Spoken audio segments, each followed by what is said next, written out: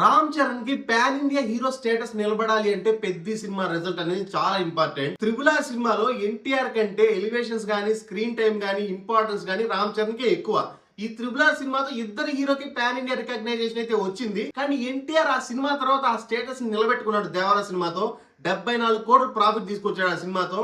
Even హిందీలో 20 కోట్ల అమ్మిన సినిమాకి 34 కోట్ల కలెక్షన్ వచ్చింది. Meanwhile Ram Charan after triple R Acharya ఒక డిజాస్టర్, ఆ తర్వాత గేమ్ చేంజర్ ఒక disaster. Of course Acharya regional movie, pan India movie అయితే కాదు. కానీ ఈ సినిమాకి కూడా 84 కోట్ల నష్టం వచ్చింది.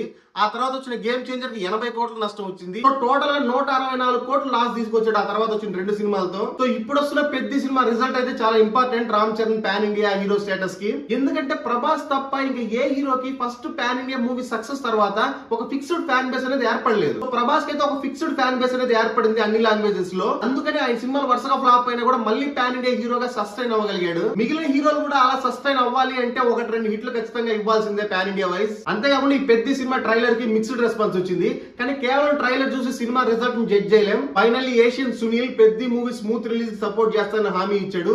దాంతో ఈ రోజు ఈవినింగ్ ప్రీమియర్స్ పడ్డాయి మూవీకి. ఈ సినిమా ఎలా ఉంది అని తెలుసుకోవాలంటే ఈ వీడియో కింద లింక్ మెన్షన్ చేస్తున్నాను, క్లిక్ చేసి చూసేయండి. అండ్ ఈ సినిమా మీకు ఎలా అనిపించిందో కూడా కామెంట్ సెక్షన్ లో మెన్షన్ చేయండి.